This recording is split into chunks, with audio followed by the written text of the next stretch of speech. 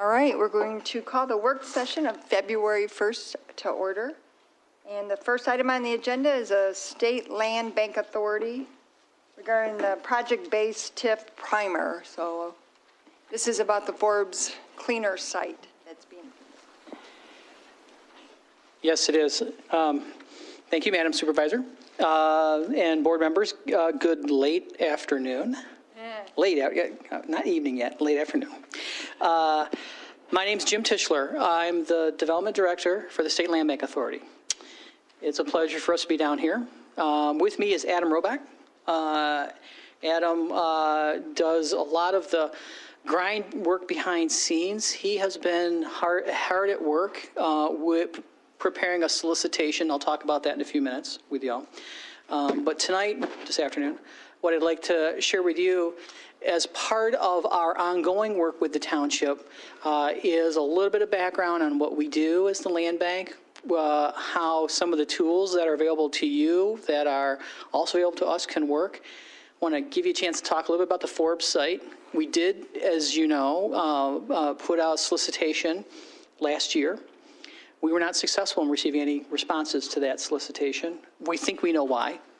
And then we want to talk to you about the next solicitation work that we're going to be doing and offer an invitation to within which your clerk, Heather, has been spending a lot of time with us. And of course, you were with us in our meeting, whenever it was, before the holidays. I know it was some point in time. So I'm glad to be with you here tonight. So this presentation is about 9 slides, and Lisa's going to help me out with this. I want to give you a little bit of background, and you can ask questions to me at any time. So Lisa, if you want to move the slide.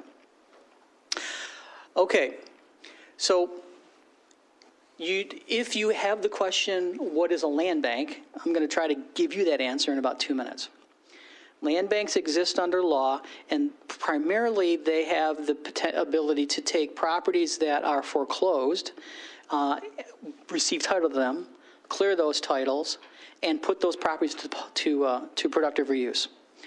There is a state land bank created by Act 258 of 2003, and 46 counties across the state have created land banks as well.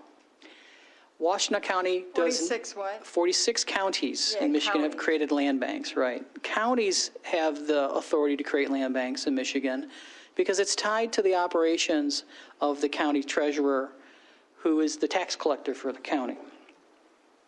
Washington County has chosen not to have a land bank, but fear not, because the state land bank operates statewide. And actually in 8 other counties in Michigan where foreclosures do not occur because those counties by vote decline to participate in the foreclosure process. The state actually does the foreclosure process for them. They're mostly outstate in the northern lower peninsula and in the upper peninsula. So our role here has been to have properties that have gone through tax foreclosure that nobody has wanted to pick up. That's why we got the Forbes site a few years back. You have a much more history of knowledge to that site than we do. We obtained it through tax reversion. It was operating until 2015, 2016, and then those owners went away, could not be found. The state obtained title to the property, and I almost dated myself, Eagle, E-G-L-E, formerly DEQ, they have been active on that site for a few years. Of course, you are familiar with that work going on. So land banks have the ability to obtain property, not just through foreclosure, by the way, through any means except eminent domain. And more and more land banks are becoming more and more proactive. Again, we'll have a chance to perhaps talk about that in a few minutes as well. So that's what land banks do. Now, there's another tool that's in the toolkit. You might already know about it. It's the Brownfield Redevelopment Financing Act, or Act 381, where there are contaminated properties. Those authorities, if they exist, have the ability to use the power of tax increment financing to pay or reimburse the costs of cleanup, site preparation, site assessment, and cleanup. And there are hundreds of brownfield authorities across the state. You're fortunate here in Washington County that you have a really good partner in the Washington County Brownfield Authority. My suspicion is that they have been working on your behalf on sites in the township in the past, Most of the jurisdictions in Washtenaw County participate with the county's Brownfield Authority, and they've been pretty active. And they were a partner last year when we ran the first solicitation for the Forbes site as a willing partner to help a developer reimburse eligible costs if that developer were to have come forward. So these two tools actually come together. They can come together. That on a land bank owned site, brownfield redevelopment, and other eligible activities can be financed or can be reimbursed from new private development to put properties to productive reuse. And that is what's important on this slide for you to know, which is that our proposal, starting last year with our early work with the Washtenaw BRA and your staff and elected officials, was to begin to prepare and actually put that Forbes site out for redevelopment. It's consistent with some key findings that are in your economic development strategy, which I was able to find, and I identified them there, which is that your plan, your strategy calls for new approaches to obtain or to get economic development going and improve the local climate for investment and attracting talent. And that a successful strategy is going to capitalize on those emerging opportunities, perhaps with Forbes or other properties that the township may own, to improve that productive reuse of those properties. And that is the foundation for your economic development strategy.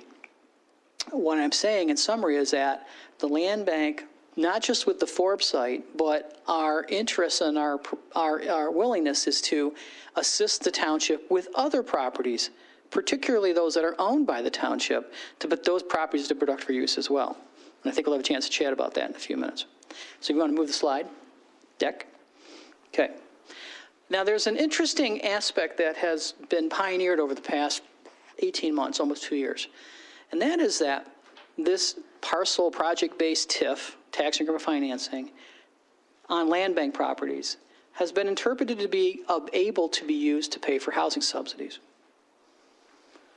Yeah, housing subsidies. Something you may be more familiar with the federal programs like tax credits or federal home or community development block grant funds, which will help in subsidizing units for households of low and moderate income.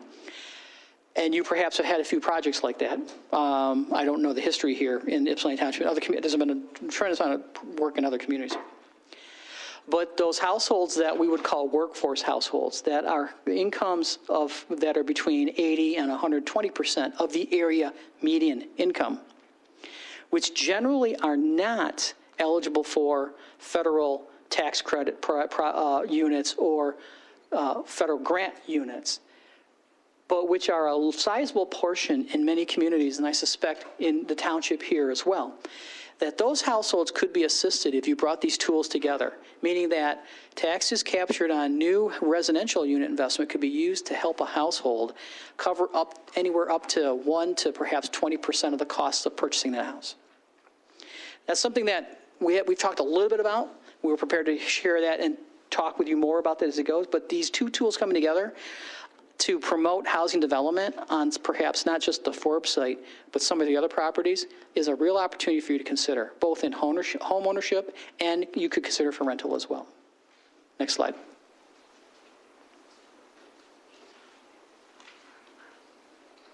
Here's an example for you. In Newaygo, which is out here, West Michigan, a private developer which had a subdivision development over the past 2 years ran into the scenario that the units that he wanted to build, or they wanted to build, were not able to be purchased by households in the market, which is something that the local community, Newaygo, was strongly interested in having, housing opportunities for their residents, their household residents. So that developer, with support and requests by the city of Newaygo, came to the State Land Bank and said, would you consider taking temporary title control of the property so that a TIF, a tax increment financing plan, could be adopted and that value could be captured to use to help those households with purchase subsidy? And our response was yes, we were willing to do that. And we did that. We executed a land banking agreement with that developer. The city adopted their plans. 16 new houses are being built on that That's not one of them. That's the previous phase. It's just under construction now. 16 new units are being built, and the average cost reduction on those houses is about $20,000, which is a benefit for those households to purchase those units. Next slide. Ooh, this is a little, you only have how many slides? Oh, you know what? You're on the PDF. You're running the PDF. Okay, so if you want to go back a slide, or to the previous page. Yeah, right there. There we go. Yep. There. Yeah. I had 2 slides a page. That's what it was. Okay. So this project, which is in the city of Holland, out in Allegan County, where there is no county land bank, the city of Holland approached us to assist in this project, similar, which is taking temporary title control of the property on behalf of the local jurisdiction and allowing the developer to construct units and being able to allow those units to be sold at lower than cost construction for the households that are in the market. Who is the developer here? It's Habitat for Humanity. So my point to you is that this can work both for private sector developers and nonprofit developers as well. And you see here a picture of those units going up. That was taken, I think, back in October of last year, during the fall, before the holidays. Okay, so I want to go to the 2 slides that I sent to you, the email, okay? And those are PowerPoint slides. So you may need to switch over to Microsoft PowerPoint. Got it, okay.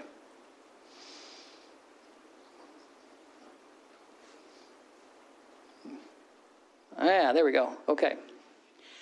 So this probably is a site that you're familiar with, but in the left image, upper left image, you actually see the site where the building still existed. Of course, it's gone now. There's still a little bit of work that remains.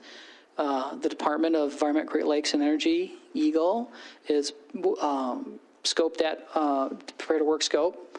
They got work almost all the way done last fall before the weather hit, and they'll finish that work this spring. We were hoping last year that we could secure a private developer to come onto the site and could then pick up where the work was completed by EGLE. That didn't occur because, again, we got no responses to the solicitation we put out. But in hindsight, it was a good thing because EGLE was not able to finish all the work that they had to go out there. So that's a good thing right now. What's on the right side were 2 images that were prepared with assistance of Washtenaw County staff of potential redevelopment layouts. The top one is for a single-story business redevelopment of the site with parking in the rear. The bottom is a mixed use. You cannot, of course, see the elevations. You're just looking at an overhead plan. But there were 2 or 3 options that were potentially available, which would be consistent with the corridor plan, the zoning plan, the placemaking plan that you have adopted for that corridor. And we're still desirous to have a qualified developer to respond to that. Okay, so if you move the slide to the next one. What you're looking at here is what we're preparing for the current year. We very shortly, within the next 2 to 3 weeks, the State Land Bank will be providing a solicitation out to our developer cohort. I'll describe that in a moment. That we are going to offer the Forbes site and other properties as well. Now, what are the other properties? We have been approached by 3 other municipalities with requests to have properties that they own or properties that we own in their jurisdiction to be part of a larger solicitation. Those communities are Van Buren County, and in particular the city of Hartford, 2 sites that their county land bank owns. City of Sault Ste. Marie, they have 5 properties, correct, Adam? 5 properties we've been that they want to put out to the developer market. We've been working with these municipalities for a few years now, and Sault Ste. Marie executed a cooperation agreement with the State Land Bank, where we are literally cooperating them on a regular basis on properties. the city of Lansing has made requests for us to solicit for developers for 2 properties they own, which are adjacent to 3 properties that we own in the city of Lansing. I'm missing a community. Muskegon Heights. We own 2 school sites, former school sites in Muskegon Heights. They have made requests. They also have 2 properties that they would like to have placed in this solicitation. And this opportunity is available to Ypsilanti Township as well. That is the subject of what we've talked about in the previous meetings with the clerk and the supervisor, which is that the township does own multiple properties, and that perhaps 1 or more of those properties would have benefit if they were included in the solicitation by the State Land Bank. That doesn't mean that the State Land Bank will decide who the developers are. No. What we are proposing and offering for you to consider is that if you wished, you could bring 1 or more additional properties onto the vehicle that we are about to undertake, meaning soliciting developers, and take advantage of that opportunity to identify prospects that might be interested in the 1 or more properties that you might want to bring forward, in addition to the Forbes site. Now let's talk about the developers for a moment. In the middle of June last year, we issued a request for qualifications. It's an open RFQ. It still is open on the State Land Bank's website, requesting developers who wanted to submit their credentials to us, to which we would review, and if they met our minimum standards, that they would become part of what we call the developer cohort or our developer group. Any developer at any time can submit their credentials, and we would review and vet them. The purpose we are doing this, and started that last year, was to develop a relationship with the developer community. Because some developers may not be familiar with land banks or land bank sites or communities where land bank sites are located. We think that's the case, that what happened with the Forbes site, which was that there's not enough understanding of what the land bank is and the opportunities to work with the land bank, and other factors as well. Timing, I think, may have been an issue also. So our approach here, and what you're seeing in this slide, is a notice to the wide world, the real estate development world, that we are going to solicit for multiple properties. You don't see the list of properties here. It was too long to put on this slide. But down at the bottom, the key dates. Later this month, we're going to issue this notice out to the world, and we're going to give the developer community time, a month, 3 to 4 weeks, to submit their credentials to be qualified as new members of this land bank, State Land Bank's developer cohort. We have 12 developers in that group right now. They run the range from residential, commercial, industrial developers. Mostly of them are residential. We expect that we'll probably see at least 5 or 6 more developers. And so then our intention is in early April, give or take a little bit, we will then begin soliciting these multiple properties to that cohort group, not to the wide world of developers, but just those that come in and vet themselves in front of us as qualified. And we offer that to the township as well.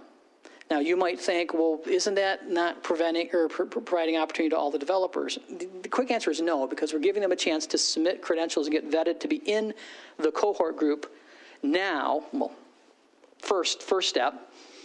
And the reason for that, again, is relationship. That's what we have found, not just at State Land Bank, but our brethren agencies, the MEDC and at MISHDA, that having relationship of communities with developers is a real critical step to having good development or redevelopment projects. So that's the reason that we've chosen to take this tact, and we're going to continue to do this on an annual or maybe even semi-annual basis. Meaning, we solicit the market to say we're going to have our sites or other community sites brought forward. But now, if you want to be considered, or if you want to submit a proposal, submit your credentials to make sure that you're a qualified developer now to the State Land Bank, so we know who you are, and you know who we are, right? And that's what this schedule has identified, that in early May, we'll probably have due dates for a month or so after we solicit in April, and that we intend to want to have preferred developers selected either for our sites, or in the case of Forbes, or any site that you would want to have in this process, they would be in a position to be presented in front of you for your review and consideration round about mid-June, we think. Again, the timeframes are going to flex a little bit here just because we haven't set schedule yet, because right now we have had a lot of response from communities.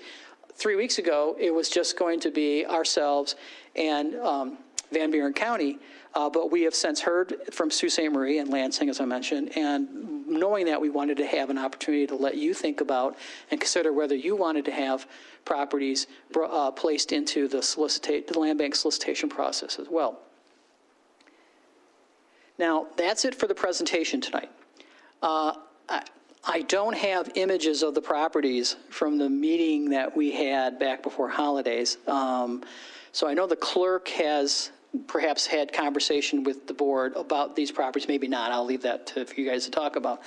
I'm aware of a couple of them, and darn if I don't know the locations of them. So the invitation that the land bank has for Ypsilanti Township is your questions tonight, of course, but if the township wishes to have additional properties that you own as a part of this process, we will welcome them. We just need to know very quickly if you're interested to have those properties in this solicitation round. And with that, Madam Supervisor, I'll stop with the presentation, and I'll be happy to take any questions. Question? I'm sorry, if you don't mind, if it would be okay just for me to sort of explain that a little bit more, like on how it directly relates to the Forbes site, is that we do have a lot of properties that we own within our township. And with the Forbes site and, the idea that we do want to see that corridor redeveloped and that property really means something to the township once again, whether it's, residential, a building, a park, or whatever. If we've discussed in that RFQ, a developer would come to you and bring all their ideas. So it's not our job necessarily to decide what it should look like or shouldn't look like. It's their job to sort of sell us the deal. But then with considering the Forbes site, like that's to me, getting into this whole discussion with Jim and Adam is like to develop the Forbes site, right? And so if we want that to happen within those RFQs, we could tie bar that and say, you absolutely cannot have any more property or develop any other property unless you develop the Forbes site first. And there's a couple different ways that you could, have that language detailed out in negotiations with whoever the developers may or may not be.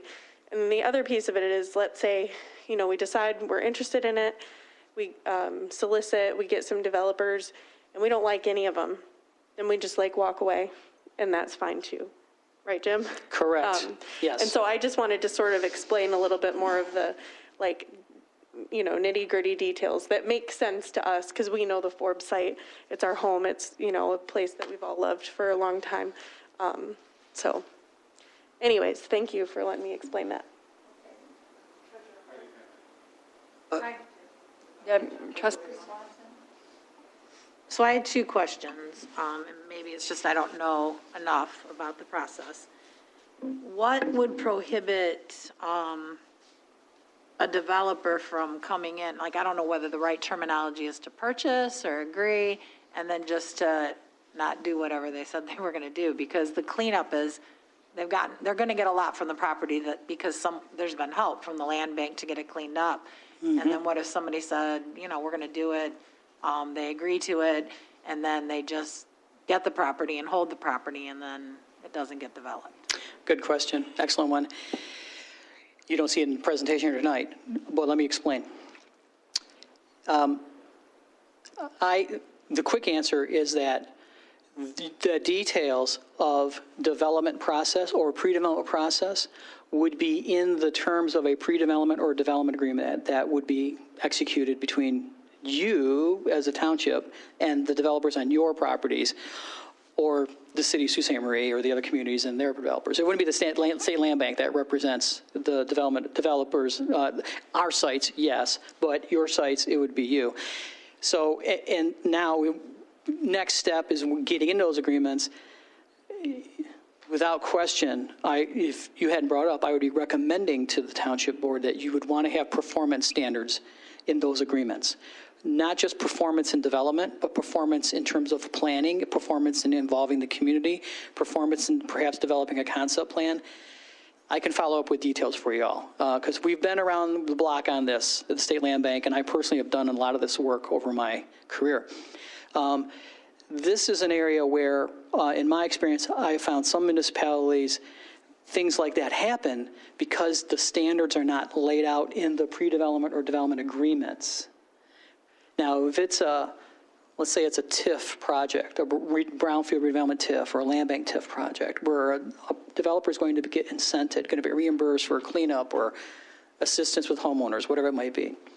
Same thing, the developer performs first, and then the benefit of the incentive comes after that. So that's how you want, am I recommending you directly, you would want to have this relationship with developers. And the developers who are good, in my opinion, frankly, are going to understand that. They'll agree to that. They'll accept it because they've done it before. They understand the working relationship with municipalities or land banks. And so you'd want to see that type of developer who is experienced or one that's willing and has no hesitation to enter into those types of performance agreements. And then, do you help coach us in that, or does somebody help us with that process if we decided to do it? Because I don't know, have we done this before? Never. So is there someone who's available to help coach us, like you just Sure. ripped off those things? Like I would say somebody who's gone through that, we don't want to learn Yes. from our mistakes. We want to benefit from what someone else has learned by this happening. Our presence here today before you, by way of agreeing with you, our presence here today hopefully is indicative of that we feel that we're a partner with you because we own property in your community. We own the Forbes site. Like any community, our standard approach in those communities is that we're going to first want to establish a relationship with the municipality.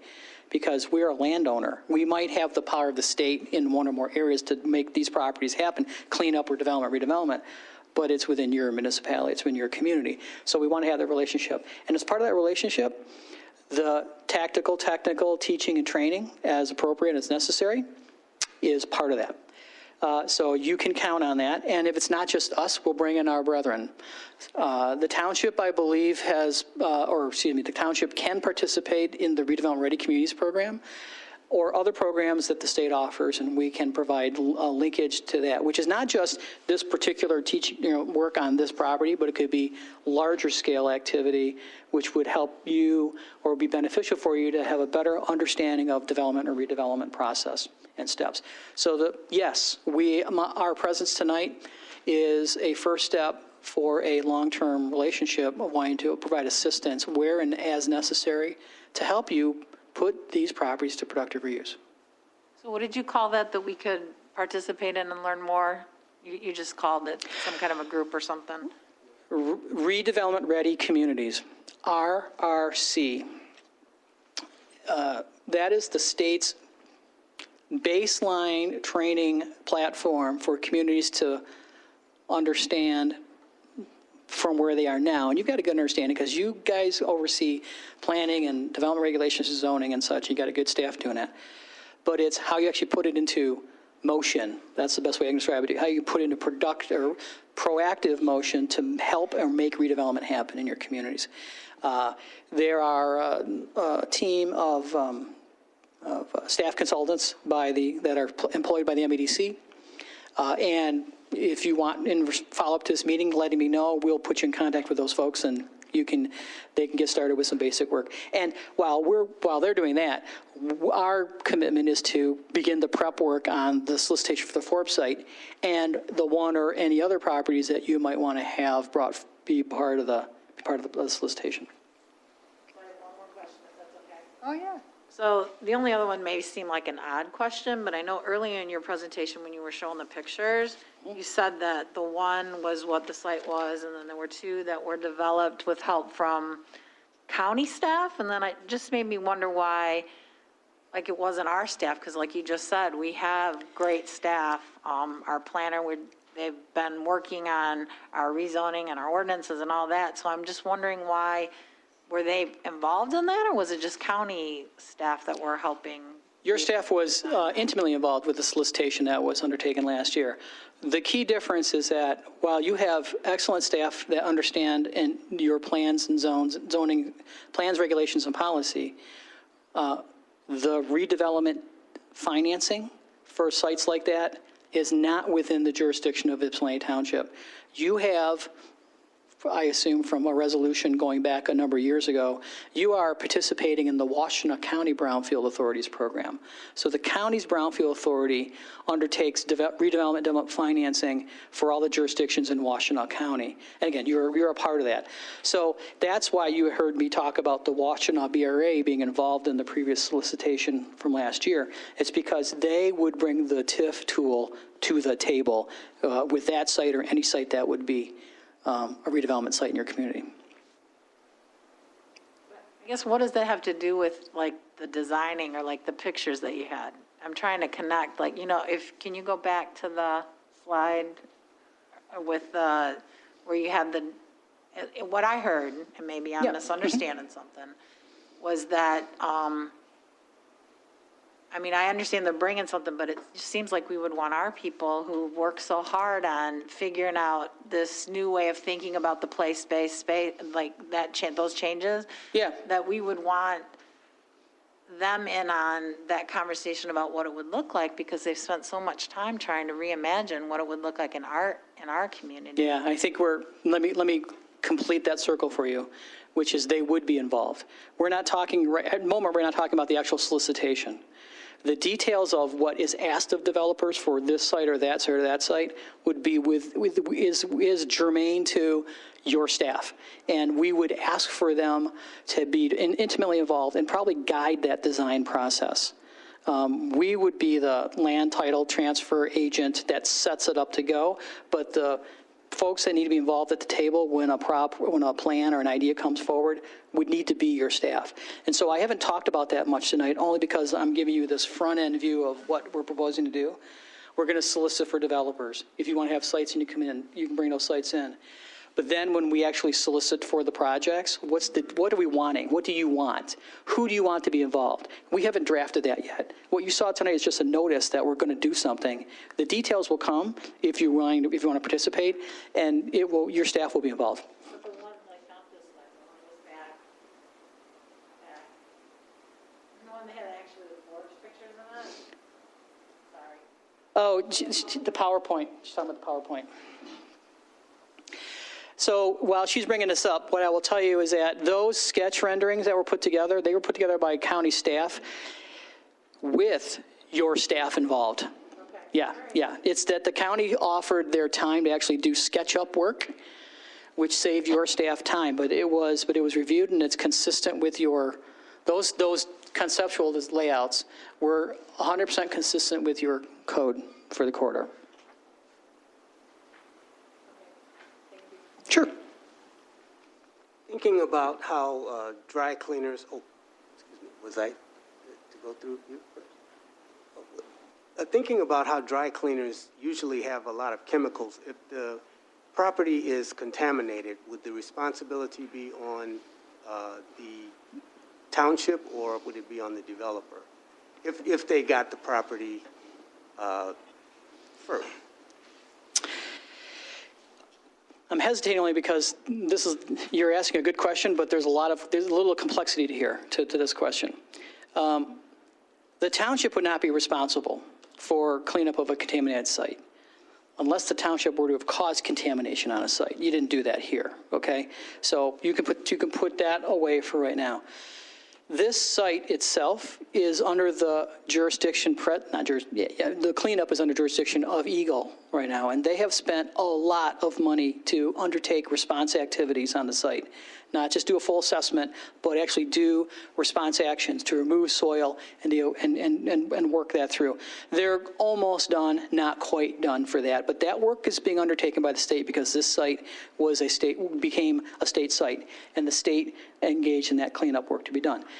Now, the site to be built by a developer is going to have to, even though all the cleanup, as much has been done, there's still going to be issues, contamination issues on the site, which means it will have to be done, it's a brownfield. So the opportunity of a brownfield authority to help a developer pay for site preparation or encapsulation of the site, whatever the needs for that project can be done, that's the opportunity that would come forward. But it would come from a developer then executing those activities, and for those extraordinary costs that were undertaken, whatever those might be, we don't know what they are yet because we don't have a site project for the site, then those would be potentially eligible for reimbursement through future taxes captured by the brownfield authority. Right? So there's three things I wanted to explain in response to your question. It was a good question, but it really is dependent upon site conditions, what's happened on the site, who's the developer, and what needs to be done. So you would look at the site first and then make those determinations as to, I mean, if you purchase the property. would If make you those were a developer, determinations. you would want to, not only does the law require, but it's good practice to undertake what's known as due diligence. Right. Look at the assessment work that has been done on a property, or if necessary, conduct their own assessment work. I don't want to get too deep into the weeds on what those details are, but we counsel any property owner, any commercial or industrial developer or property owner to want to do your due diligence if you're looking at acquiring or leasing a property. That's just standard practice in the real estate industry now.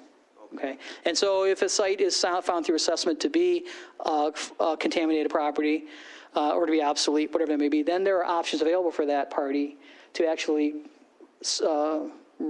address the extraordinary costs that might be present that prevent it from being developed. Okay, thank you. Sure.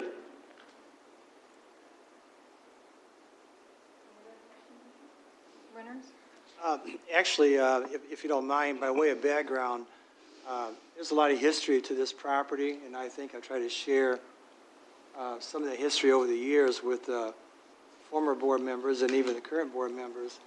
And I just want to take a moment, because I've never met these gentlemen face-to-face tonight, but I think that former Supervisor Karen LaJoy Rowe, former Treasurer Larry Doe, former and current Supervisor Stumble, and myself, we went to the county, and this site, the so-called Forbes site, was the county would not remove this from the auction when it was up for auction for back taxes. Stan was on the board at the time as well.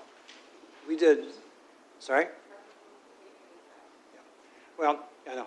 So anyways, we spent a great deal of time and effort to convince the county the county would not remove this property from the auction list, which meant that somebody was going to buy this property, or at worst, the township itself could have been stuck with this property.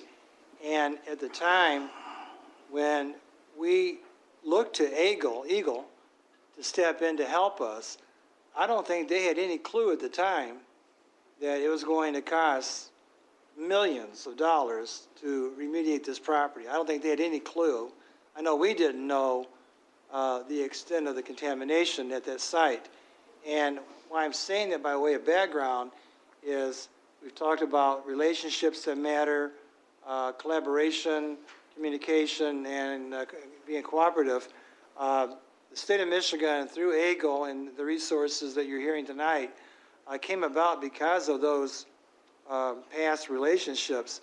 And I think the township really owes a big thank you, as we said before, to AGLE and the state for the amount of money that was expended on this site.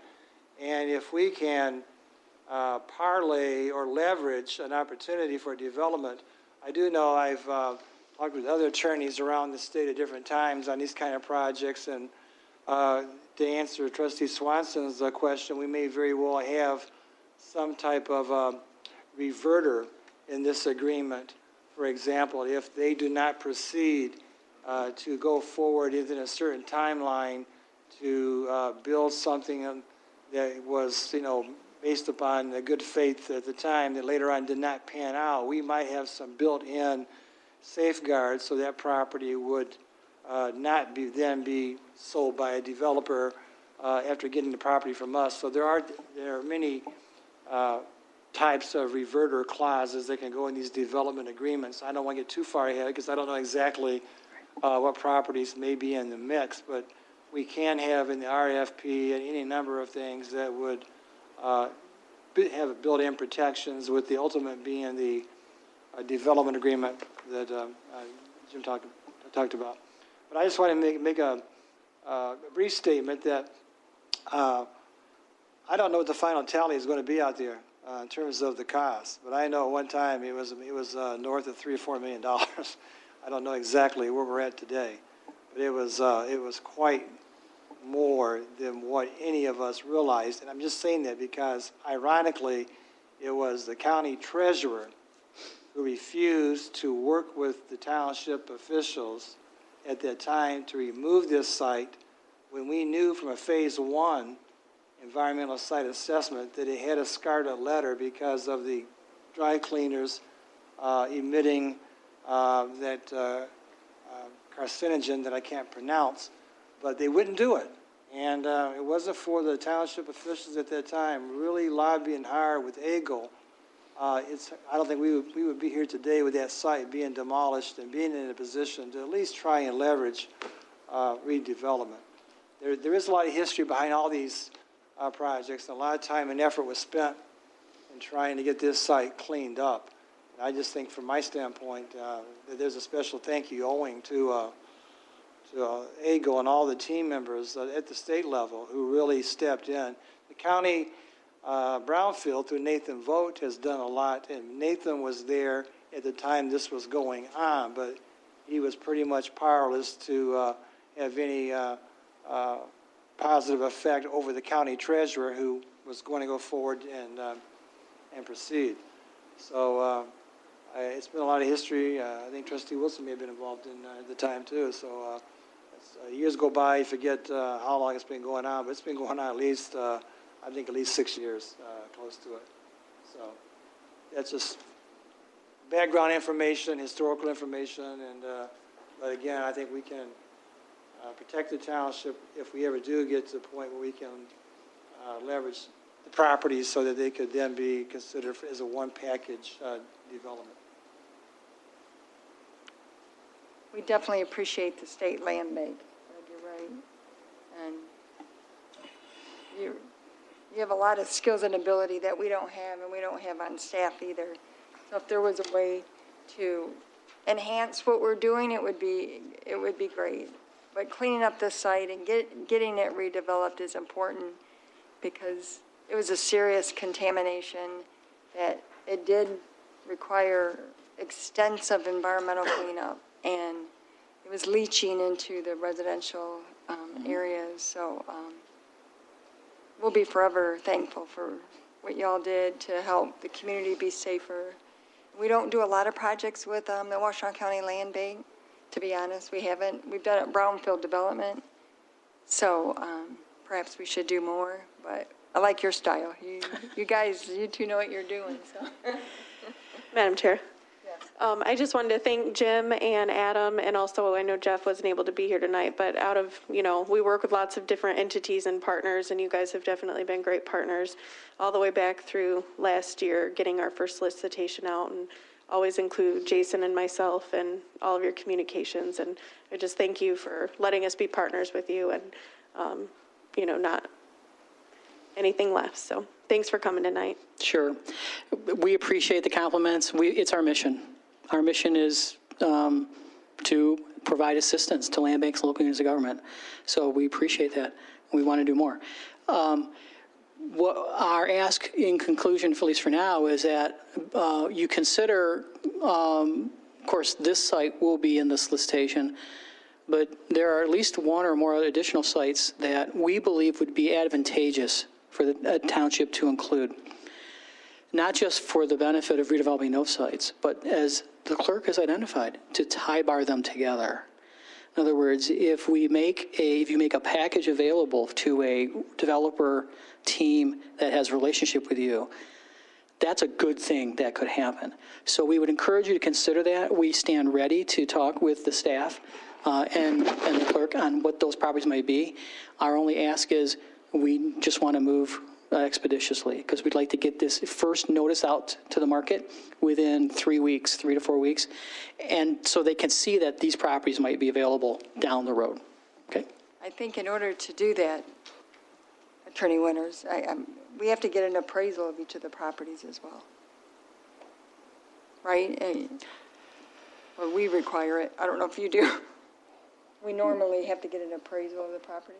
Well, I think you, for sure, you Well, might we do can that, do but it I think in-house, to actually start a process, I'll leave it to your counsel to tell you this. You may not need to do that at least to start the process. In other words, you haven't selected somebody to acquire that site to develop it yet. This is just early on. At some point, if that's charter or ordinance required, you'll be doing that. But you'd want to do that with a developer in tow, in front of you, so that if you're going to negotiate a price for sale, then you've got that information in front of you.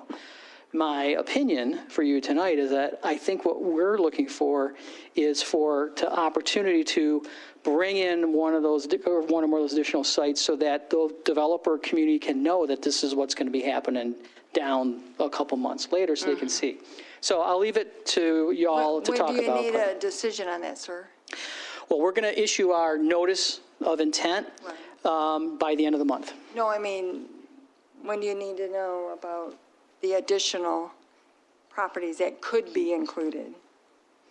I'm turning to my trustee assistant, Adam, for that question. 2 weeks, 3 weeks? Today? Did you say today? 3 weeks. Oh, okay, I'm sorry. You know, in 3 weeks. I'm so sorry. That's okay. No problem. Madam Chair, Yeah. did he mention, I'm sorry, sir, did you mention where are the other sites that you're looking at? Do anybody know, Heather? I'll answer that question, Gloria. Just to talk about some of the sites that we identified, and again, this is all board decision. There's absolutely no decision that's been made about any of those things. But when talking about the Forbes site, I asked the assessing department to help identify township properties along the E-course and Michigan Ave corridors that were township owned. We also looked at, there's a location on Ford Boulevard that we own. And we also looked at the old site off of Grove Road. Why can't I think of the name right now? Doug, help me. Liberty Square? The old Liberty Square property, which is out of, the E-course Road and Michigan Ave corridors. But it's a great site that, historically we've had a long legal challenge with that, and it would just be wonderful to see that redeveloped too. But those are just, really off-the-cuff ideas and kind of like some backstory of why we looked at those specific areas to talk about. Thank you. And of course, it would come back to the board. Correct. Thank you. Okay. Thank you for your time. Enjoy your evening. Appreciate it. Yes, thank you very much. So now we'll go to agenda review. Public comments, are there any public comment? You have 3 minutes, and give your name for the record if you're a township resident.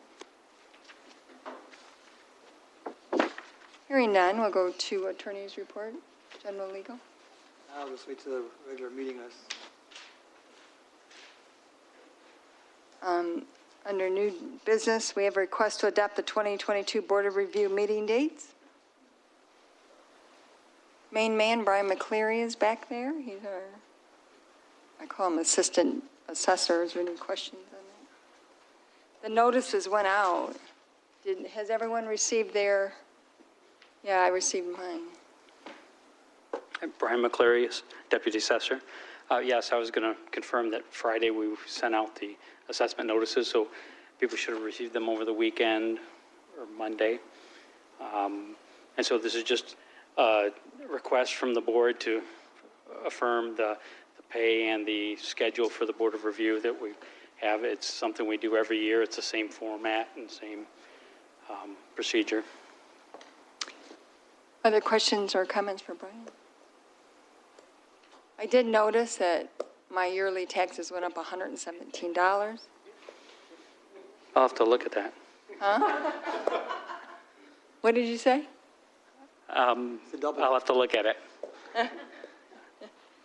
So I think if we need to, just to let residents know that the values went up and because of the sales in everyone's neighborhood, increased the taxes as well. Right. The inflation rate this year was 3.3%, so it's a little higher than what has been. Usually it's about 1 or 2%. With the inflation, that's multipliers applied towards last year's taxable value, so it's a little bit more increase. Of course, the market has been going up considerably higher than that, 6 to 8% in the residential, some neighborhoods higher. And so if you've just bought a property and the taxable value is uncapped, then you might have a significantly higher tax increase based on that. Then I know that your office works very closely with people who, under the poverty exemption guidelines and. Yes, we have our Okay. guidelines online now, and we have packets in our office. Washtenaw County has copies of those. Yeah. And so we all refer and kind of work together as far as helping people with the process. Typically, people that would apply for these, they need a little assistance in dealing with the forms and what's required to submit. And we have Housing Bureau for Seniors in Ann Arbor and other organizations trying to work with people that may qualify for these exemptions. Yep, and I just want to, your staff is excellent when they come to the counter and assisting people with going through that process. Yeah, and- they are. As well as a veterans exemption as well. So thank you for the service to the residents, Brian, and we appreciate you and Linda. Okay. I don't appreciate the taxes increasing, and that was a joke. Not really. Any questions or comments? Thank you so much.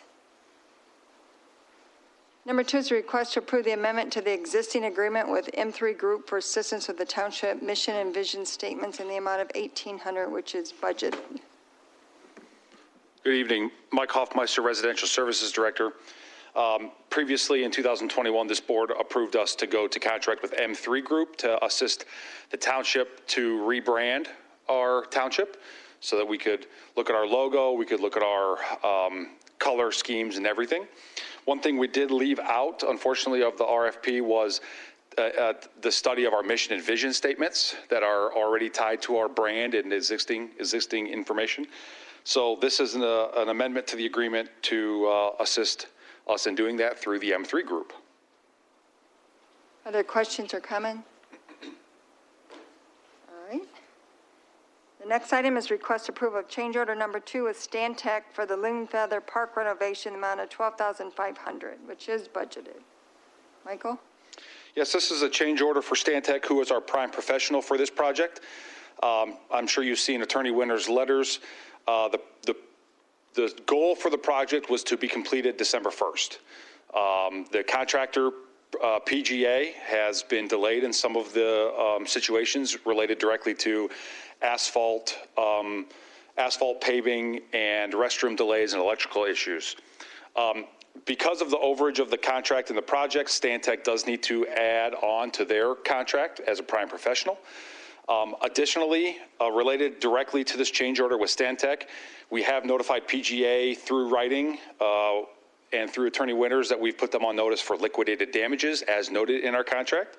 So the liquidated damages will decrease our contract value, in essence paying for this change order through Stantec. So I hope that makes sense. If there's any questions. Mr. Winters, I know you reviewed it. Any other additional comment?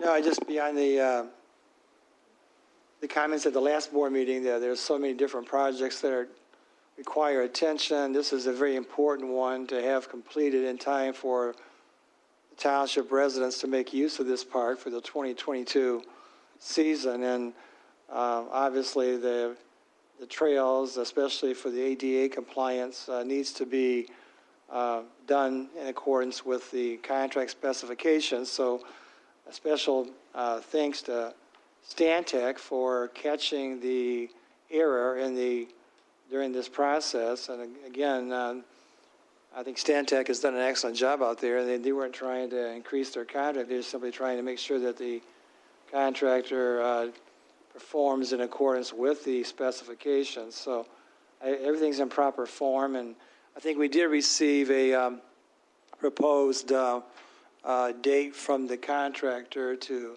complete what is needed for the Loon Feather Park. I believe it was sometime through April, Mike? That's correct. So the goal would be to have this maybe opened, the township parks open before Memorial Day. What's the tradition, whatever traditional day Yeah. we have, we should have this park ready to be open to the public.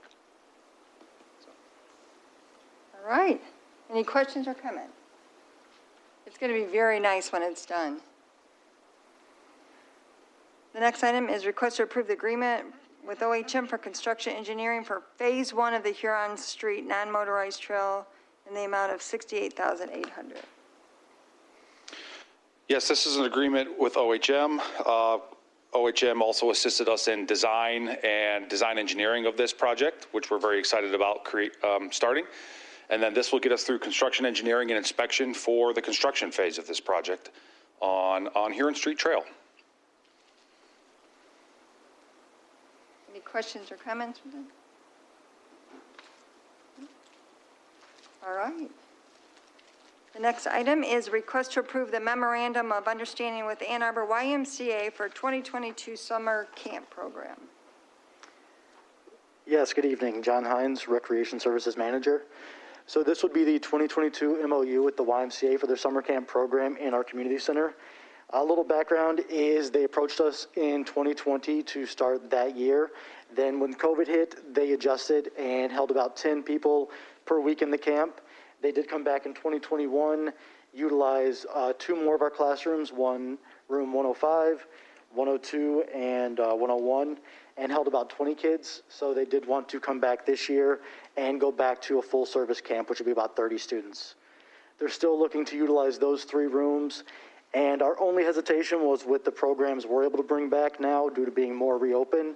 That brought up some discussion, but we were able to utilize a little bit of the gym and our park across the street, and they were very understanding and willing to work with us so we could both utilize the space for the summer. It was sent to Attorney Winters for review, whereas he responded on January 23rd asking for a copy of their insurance with us listed, our insurance with they listed, and a copy of the summer camp schedule, and that was sent back on January 26th with all things completed. Are there any questions? Thank you, John. Are there questions or comments? Do we know about how many participants? Because I know there's 3 rooms and 10 weeks, which is awesome during the summer. Yeah, so last week their goal was 25. I don't know if they got 25 each week, but it definitely was at least more than 20. And their goal is full service 30 this year. Okay. And how do we plan on letting residents know? They advertise in their brochure that they're hosting the camp, and we usually advertise on social media. In our brochure that'll be mailed out? Would you say? The next brochure that's going out, will it be in They there? advertise in their brochure. We've usually put like just a blurb that they're doing it, but they handle all signups. We just give them the space. Oh, okay. Huh. Well, we know how to let residents know. Yes. This is great. Thank you. It's a great partnership. Agree. Madam Chair, I just have one question. Yes. Is there a cost to children to attend that camp, or no? Is there what? A cost? Do they have to pay? Yeah, it's in the memo, it says $150 a week for 8 hours a day, 5 days a week, but there is also financial assistance available for people. They subsidize many of those costs, but that is the cost that they charge per student. Yeah, okay, thank you. I was trying to find them. Yeah, good question. Thank you. Thank you, John. And I know Mr. Winters has reviewed this. Do you have any additional comments? No, Our goal is not to be on the agenda unless the attorney has reviewed it. I reviewed a lot of contracts already. Yes, you do. Number 6 is the request to approve an agreement with Washtenaw County Water Resource Commission for vermin management services in a not-to-exceed amount of $150,000. Another great partnership with the Washtenaw County Resource Commissioner, is that his name? Evan Pratt, the best county elected official I've ever met, who really tries to help all areas in the county and meets with different people. But if everyone remembers this, we started out with just a little pilot program over in, it was in West Willow because of the vermin issues. And we did ordinance sweeps and education first, then we did ordinance, and they started baiting the vermins and the storm drains. So as they did that, it's working, but we're moving to other areas in the township. And it's starting with the lower opportunity index zones. So that's the map of the areas we're going to. This would never be possible without Evan Pratt. I just can't say enough how grateful we are to him to help us through this, because we don't have staff that could do this or organize it, but his staff does, and then they bill us. So there's a contract included, and we'll just keep doing it as we'll keep, moving throughout the township as they come up, and other areas of the township as well. A lot of times, people will call us. They will let Robin know at Neighborhood Watch, and so we notify Evan to let him know, and then he gives vermin update. They're rats, but we're supposed to say vermin. Vermin updates and let us know how the trapping is going throughout. I guess they put something down in the storm drain and they nibble on it and they can tell how many are actually in that area. And then he's taken it one step further and trying to figure out, like in homes and stuff, which is what the county helped us with 2 years ago. An exterminator actually went out and tried to assist the residents to identify what needs to happen. And we keep moving on this.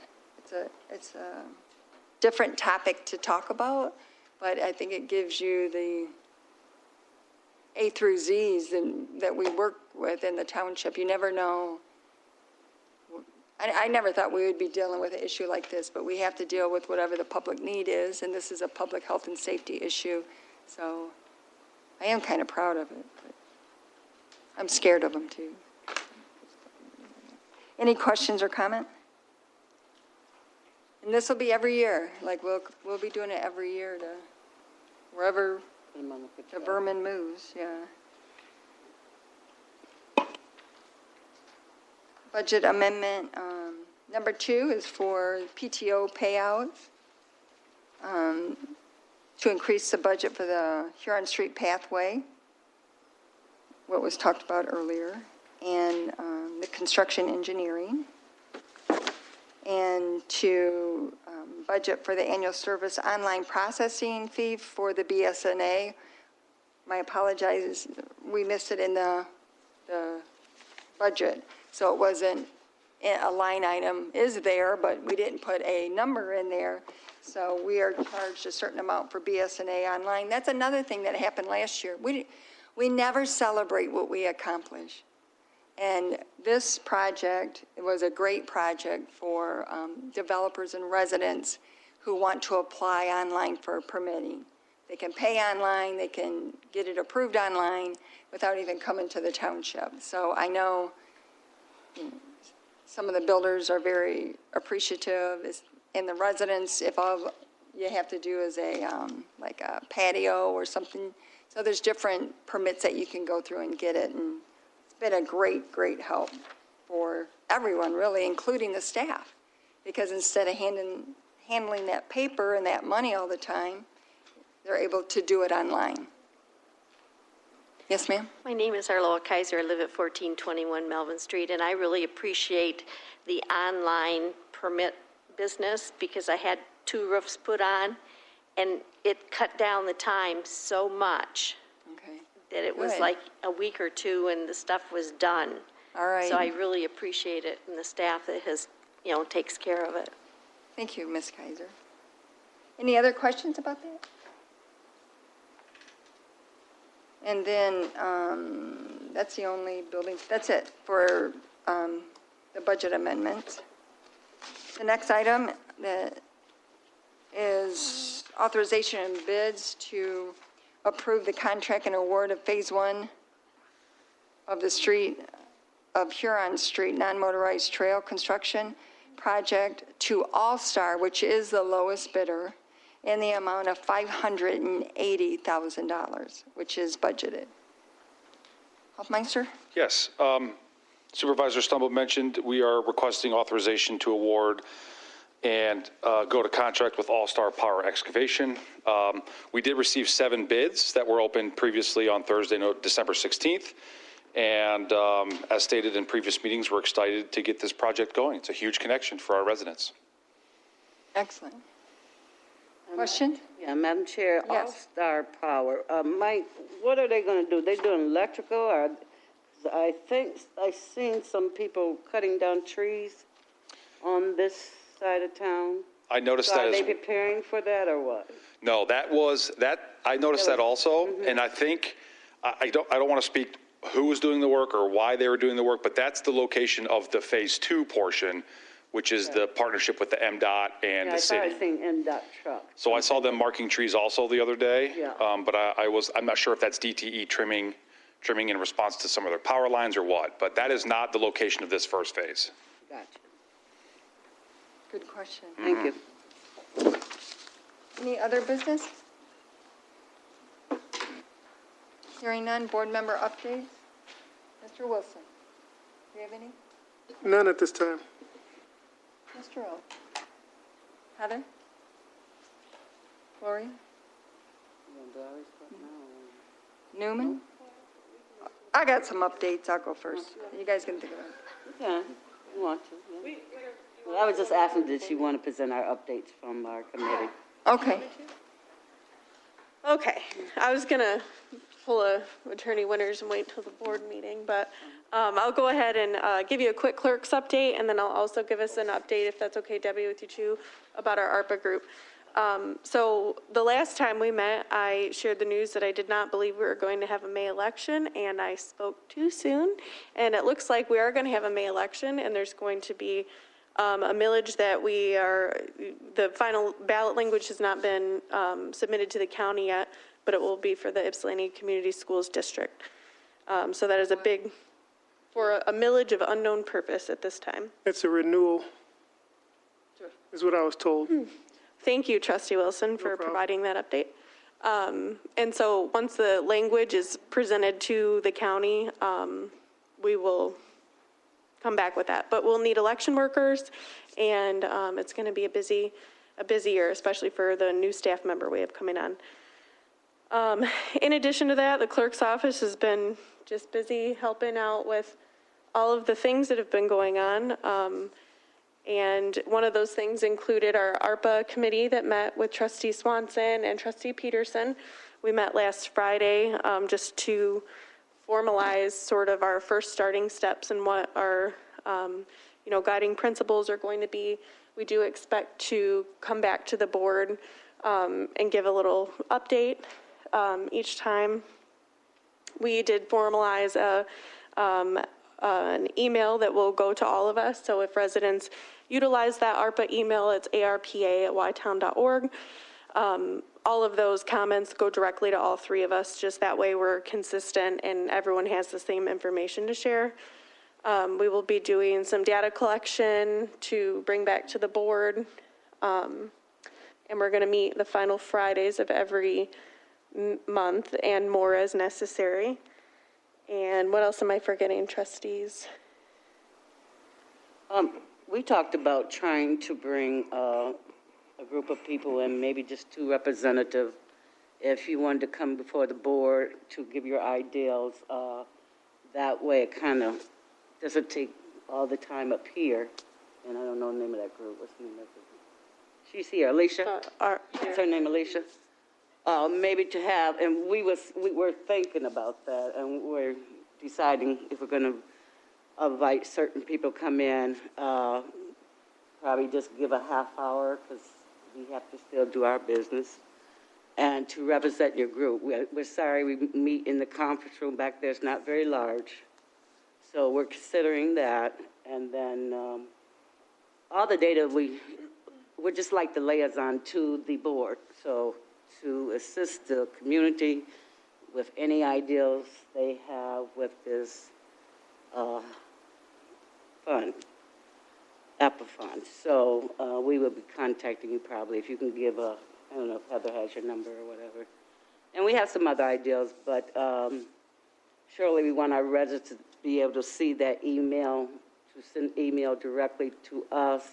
We respond back to board, as Heather said. And, you know, it's a point of, you have to have some data. And you should have some backup on that data. So you can be able to send it to the board. So that's my point. Stephanie? Is that good? Anything else? That's it. Talked about the importance of just like how we communicate that people talk about the opportunity index, but residents may not know that that's available.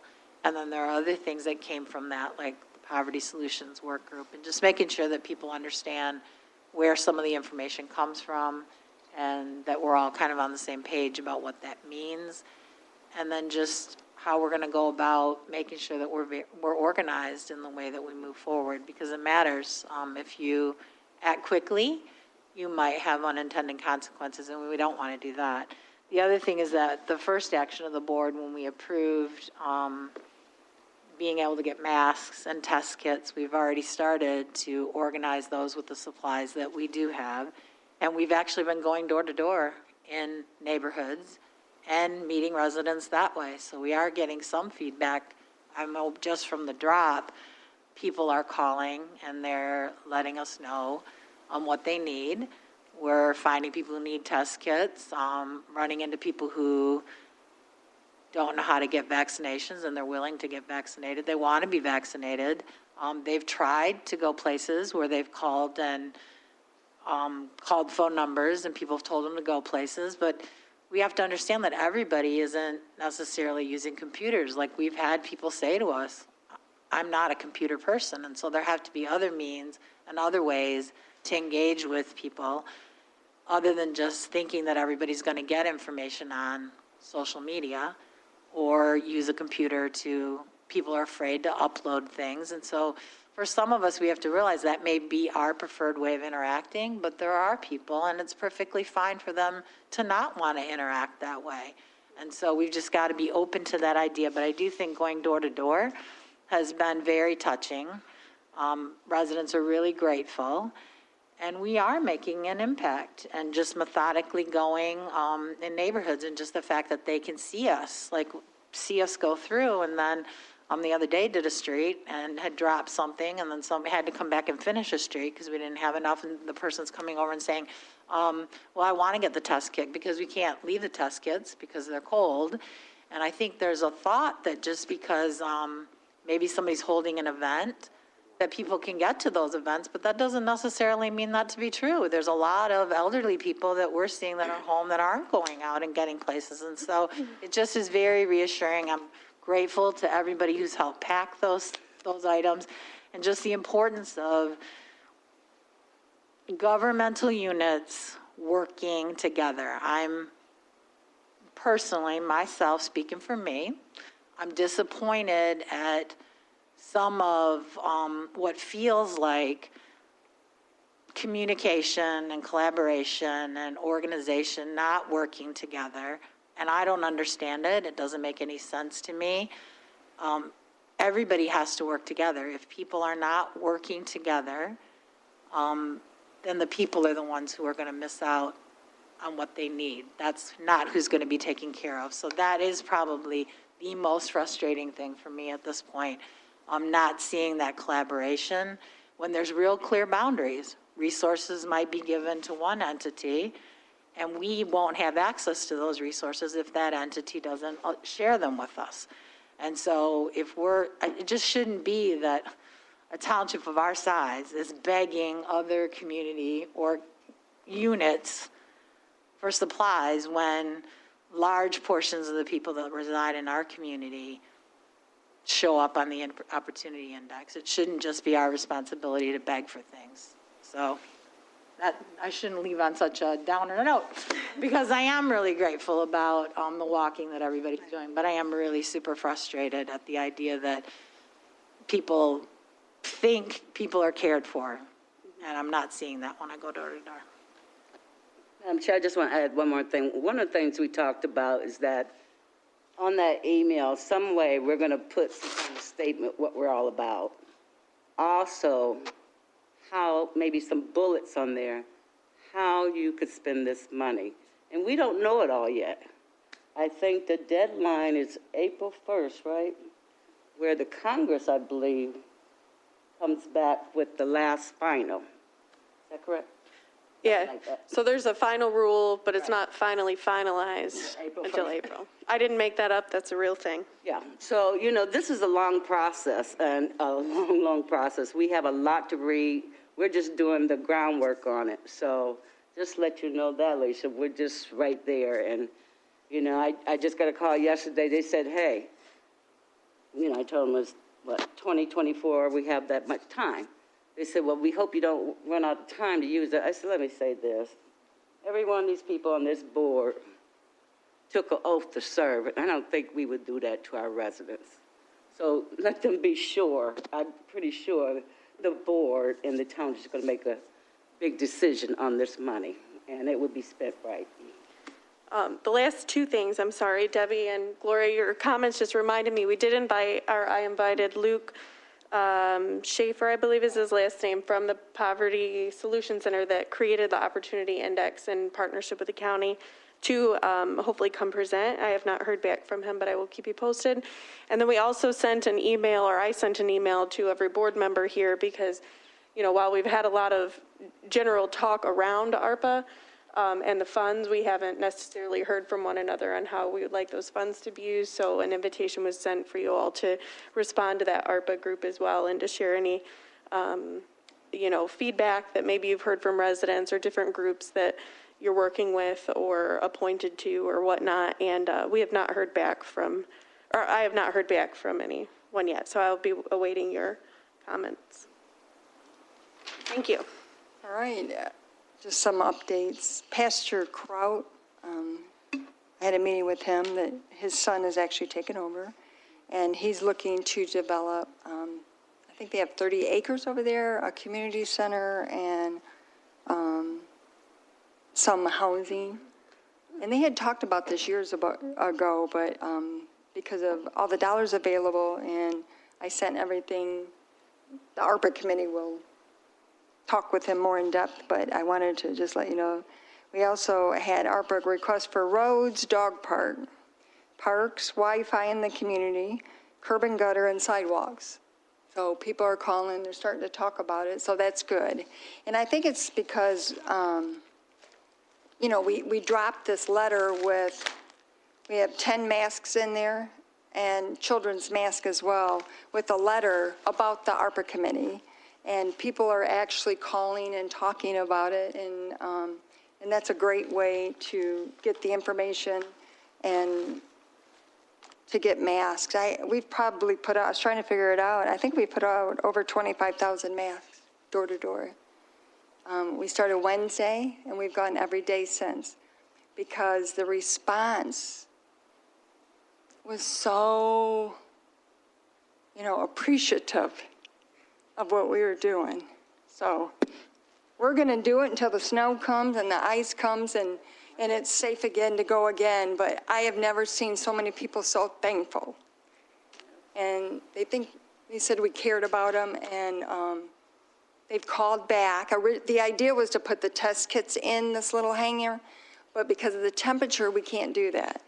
So people are calling, and they'll call that day within hours, and we'll go back out and deliver test kits to people.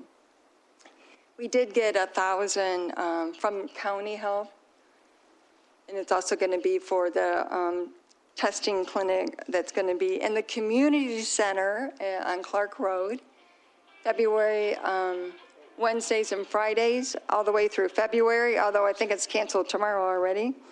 It's going to be no appointments required, Debbie, like you talked about that.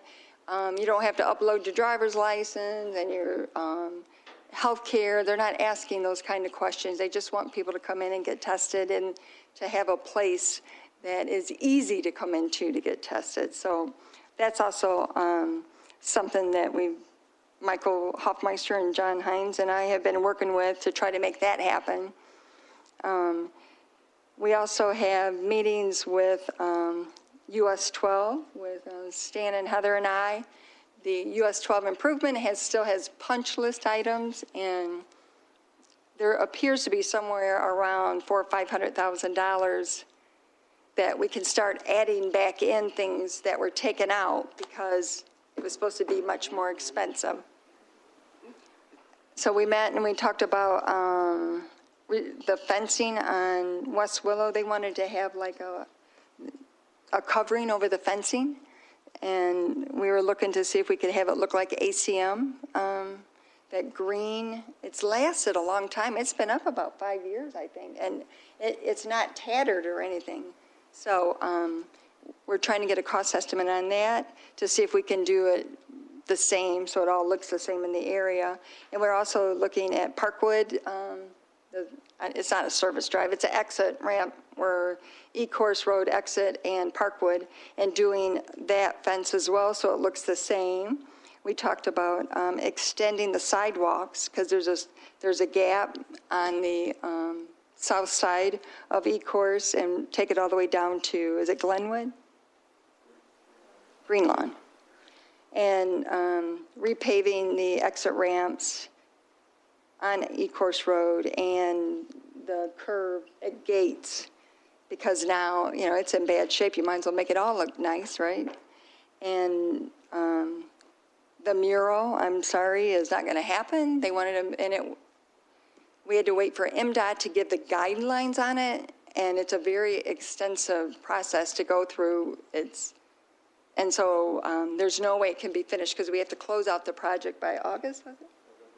By November. So you can't do their process, but we can still do it now that we have a process. At first they said no, and now they've come back and said that we can actually go through this process. And it's an extensive community engagement and other agreements, but we can still do it. We just can't do it as part of this project. There's additional signs that need to go up, especially where you're at that one curve and you decide to just cross over and go onto E-Course exit ramp.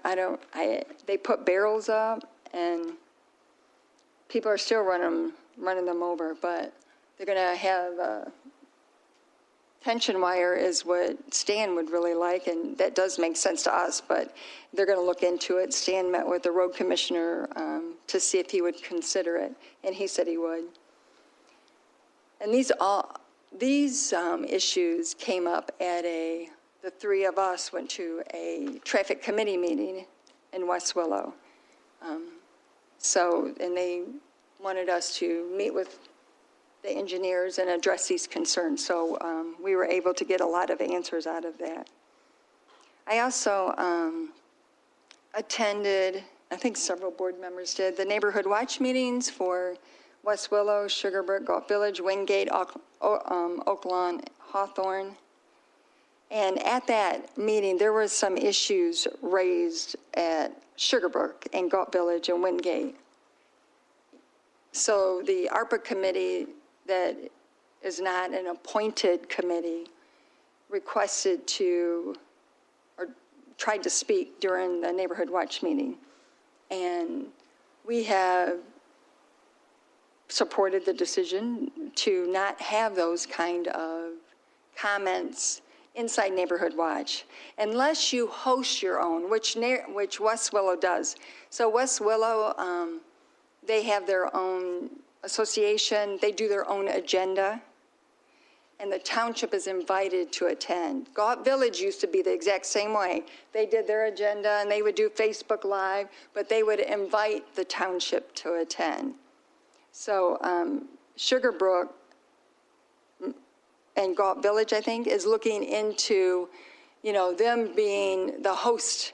And then we'll be the guests. So we'll come in as a guest, just like we do in West Willow. And historically, it's always been, and Mrs. Kaiser, you've been to almost every one of them, and before, the sheriff's department goes, the fire department, and then the township, and we give updates. And then we ask the residents, what do you need from us? How can we help you? Do you have any concerns? And then we follow up on those concerns and get back with them.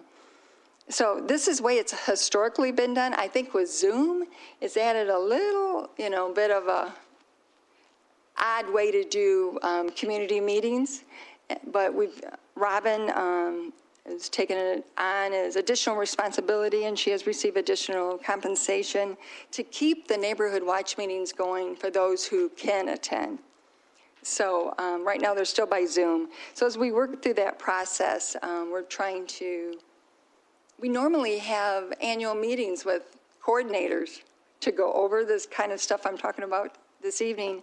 And because of COVID, we haven't been able to. And Crystal retired, or not retired, she left and went to the county, Washtenaw County, which is great for us too. And so we'll get out a communication so people clearly understand, how this works. And if they want to host and be a host and do their own agenda, then they can invite other committees, they can invite elected. See, like we can't even host political stuff. And I know West Willow, has a lot of people running for office to come, and talk to the group, but we don't do that in Ypsilanti Township. We can't do that. So we can't host it and do it. We can attend it, but we can't host it. So I just wanted to put some clarity out on that and see if there's any questions that you may have. No, do you have any questions, Mr. Wilson? Madam Chair, I didn't have a question. I just said, I just want to say, I think the way Sugarbrook's Neighborhood Watch addressed it to kind of separate themselves, I think that was probably the right thing to do for what they're trying to do. Right, that's a solution. And that's Yeah, solution. compliance and solution is what we're always looking for. And so that's a solution that Robin had actually offered to them prior. And Robin, thank you for all you do. I'm sorry I don't like putting stress on employees at all. I'm not saying you're stressed out, but we appreciate each and every employee that has worked through the COVID since the very beginning. And a lot of communities still aren't working in their office. We are. We're open for business. We're serving our residents every single day, well, Monday through Friday, and Saturday at the community center, but most governments have not done that. So, but our residents are important, and our employees are equally as important. And I just want to say I really appreciate everything that Robin has done to continue even with Zoom, and she had to learn how to do it, and so did I, Lord have mercy. But hopefully we get back in person is the hope. And we laughed together, and at Mrs. Kaiser's, someone brought in pizza at every meeting. It was very personal. And so it was suggested by someone I talked to that we just send out a communication so people are aware of, Neighborhood Watch and what we do and how we do it and why we do it. Well, at the meeting, not to get into details about it, but I would say that, when you're working with humans, and we're in the middle of a pandemic, and there's a lot of stress on everybody, things happen. And from my perspective, being on the meeting, people voiced concerns, and then those concerns were heard, and people worked to restore what might have been perceived as harm. When people talk about restorative practices and they talk about repairing harm, that's what happens. And then my concern is that, when that happens and people put themselves out there and harm's repaired, people have to be careful that then outside of that, the people aren't stirring it up again, because that's not repairing harm. And I'm not here to lecture anybody, but if I was sitting in there, people raised concerns and heartfelt concerns, and those heartfelt concerns were heard. And the work out of it came that the decision was that, okay, this group might decide they want to handle it differently. People didn't know. We're in Zoom. So I always try to think about, how can we extend grace to others? Because the idea that people aren't going to make mistakes is just unrealistic. And then when harm happens, if people are working to take care of that harm, we have to extend grace there too. I mean, we all ran for these positions. We understand there are going to be people who like us, people who don't like us, and quite frankly, anybody who's working in a leadership position, you're not going to please everybody anyway. But we have to extend grace to each other. In school, we call it assume positive intent. But in that meeting, it was a picture, from my perspective, somebody who works in education, who's been through restorative practices PD. It was an active moment of attempting to restore the situation. And if that didn't work, or somebody felt like it wasn't restored, the answer to that is to come back and say, we still need to work on that. It's not to wail on people publicly in a way that would hurt them. I'm just going to say that's how I feel. That's Debbie Swanson. That's how I feel with what I've learned about restorative practices in that moment. An attempt was made. Maybe people don't like it. Maybe people don't feel like it. But nobody said in that meeting at that moment when people were coming together, hold on a second, I disagree, or there's something else. Because Robin, you genuinely did what I've been taught happens when people work to restore things. And it's so easy for people to think,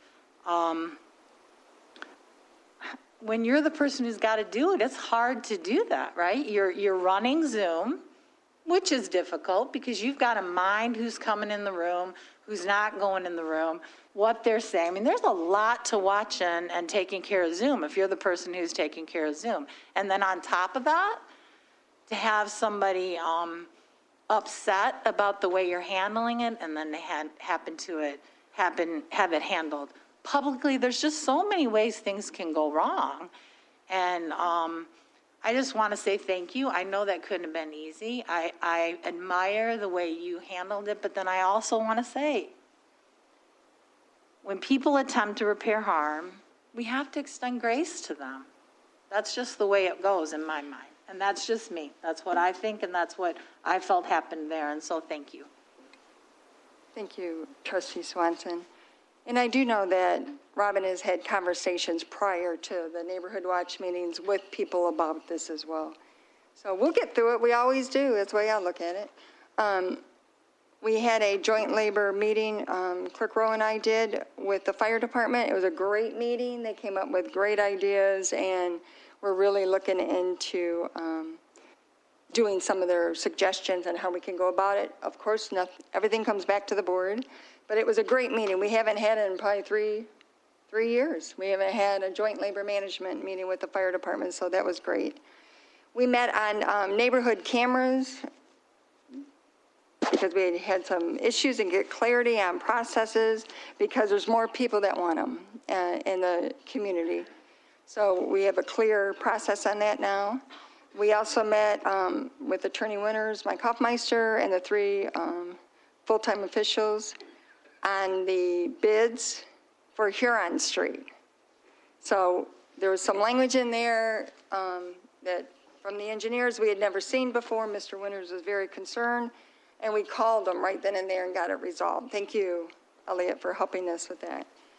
And then the bidders were very close, and we just we're not familiar with All-Star, but we did some research just there, and we're very comfortable, and I know the engineers are very comfortable with them doing it. So all this stuff takes time. So we are busy during the day. I know some people, I don't know if they think we are or not, but we have a lot to deal with the day-to-day operations of the township. We also met on license plate readers with the Sheriff's Department. Stan's working with them, is going to bring that back.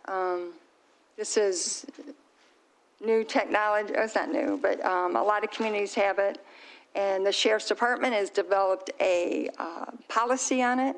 Similar, the Sheriff's Department developed a policy for cameras with us, and he developed a policy for license plate readers. So, but that will all come back to the township. And the sheriff deputies are the ones that are asking for it. And so we listen to people who actually are on the ground doing the day-to-day work. So we'll bring that back. We'll have another conversation, of course, with this board. And finally, I can't not discuss the Lynx testing site. Now, I'm just giving facts, because that's kind of how I operate. So they called the township twice. They spoke with Belinda Kingsley and Jason Icangelo from our planning department. That was in July or August with Belinda, September or October with Jason. They were told exactly what they need to go and get this site set up and approved. It has to go through the ZBA, Zoning Board of Appeals, which Mr. Wilson sits on. They hear these special use, temporary uses all the time. Fireworks, church. There's churches that have had carnivals in their parking lot, and they have to go to the ZBA because it's a special use outside of what they normally do. And it's a temporary use that's temporary. It's just for a limited time. Firework tent sales, every time you see those fireworks, the tents, which I don't like them, but they fall under the temporary use permit under the Zoning Board of Appeals. So they were told that. For the life of me, I cannot figure out why they did not come through the township. And Mr. Wilson might know more. I am just absolutely shocked to learn all these facts afterwards, and they chose not to. However, when I read in the paper that they had a site in Scioto Township, we contacted them. They went to the planning department in Scioto Township, but refused. It's the same thing. It's drive-through test, saliva, exact same thing. But for some reason, they don't respect us enough to go through our process. So January 4th comes around. They read it in the newspaper that they've opened the site. Building director, fire marshal goes out to the site that week. They deny them access inside the building. Or it's not a building, I don't know, what is it? It's a tent and a container. And they had 2 large fuel-injected generators, and the fire marshal was very concerned. He eventually went back again, they went back and forth and was able to help make it safe from the fire standpoint. The building still hasn't been out there to get back in. The ice and the snow were also issues. John Hines is here. A resident called us to tell us about it. That's how I knew about the snow and ice issue. The county health department told me they were not involved, that this was a private company. They had nothing to do with it, you know. So I said, well, okay, you know, then that's even worse. They're not working with the county public health department. Later to find out that they did have a contract with them to do testing for Washtenaw County employees and U of M employees. So the testing site, you know, is for employers so that they can get their weekly tests, which I don't understand why people get weekly tests, but I'm not going to say anything. I just don't know. And I think the biggest point to me is that they failed to respect the township process like they did Scioto Township. But the most hurtful part of it was when they tried to say they were trying to help Ypsilanti and Ypsilanti Township. But with the county health, they've been out in Scioto Township by Ann Arbor for over a year. So they thought about us afterwards. That was very hurtful to read that in the paper, is that to see that people are spinning it as if this public health is so important in 48197, 48198, but it's not important enough to get a testing site here, you know, until a year later in Ann Arbor. I'm also very disappointed that the county did not reach out and we couldn't work through that. I mean, if they would have said, we did reach out to the county, and Nathan Boat, which is OCED, is a planner. So they understand, so is Teresa Gelati. They understand planning and processes and how important it is to follow them. And I think, Mr. Wilson, you have called me, I don't know how many times to report things. You have texted me, you have emailed me to report concerns in the newspaper. And when I read that you were at that site before it opened and didn't even share it with us, that was hurtful too. I just don't understand. I don't understand how all this happened. And our poor residents didn't have all the facts in the newspaper. They didn't have the history, how it all happened. And this is something that happens not every day, but every week. When we don't get compliance in zoning, they send them a letter. And they say you have so many days to comply or it cease. And then if they don't do it, then we come to the board and we go to court. But our goal is always compliant. And the health and safety of the people driving through a tent that has 2 large fuel-injected generators was of great concern to Ypsi Township. And they have filed everything this week, and they are going to the ZBA, which is exactly what they were told to do earlier. So I think the staff has been under undue pressure because of it. Like, we're elected, we'll take it. But when the staff feels the pressure and they're working so hard to try to do the best they can for our residents, that becomes a problem for me and actually many other board members. Just talk, pick up the phone and talk. That's all we need to do. And I want to apologize to the staff, but they say they're fine, so they'll keep going. But it was not easy. And I just didn't want to leave the work session and not talk about it openly as a board. So that's my report. Any questions? All right, we'll adjourn then. And Brenda, I don't have a question, but it's news to me about having this election for whatever it is for the school board. I'm assuming they want money. Is that right? we believe that, but we don't have any information. Okay. My question is, hopefully it's not money, because what are they doing? They have, I believe they still have Kettering property. Yes. Don't they still have the old high school that they are renting out for Yes. baseball and something else? Why do we have to pay more money? We have paid for these schools. Why do we have to pay for them, pay more money for them when this property is there? Get rid of it, sell it. Why are you gouging the community?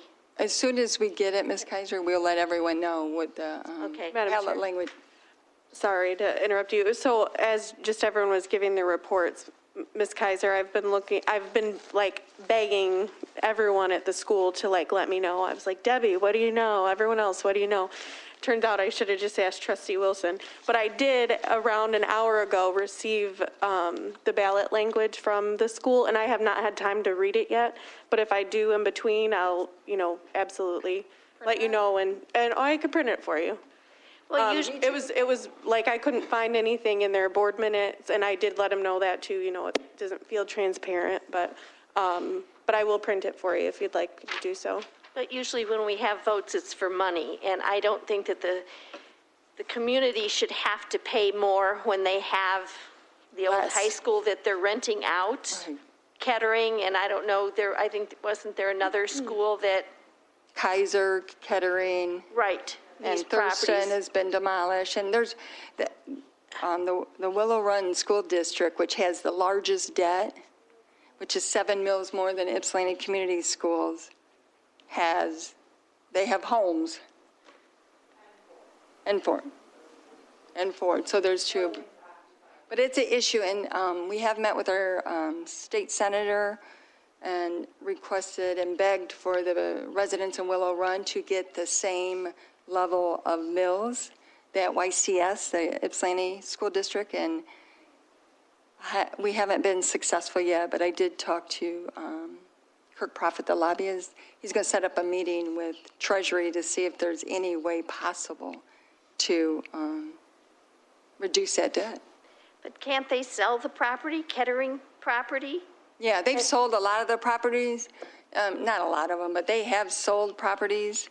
But we also may, like Trustee Swanson stated in previous meetings, if it turns around and we actually need more schools and districts, we should probably not sell all the property so that we can have schools, because they're shrunk now. They could grow, and you have to have land to make them grow. So we don't know exactly what's going to happen, Ms. Kaiser, and they have sold some of them.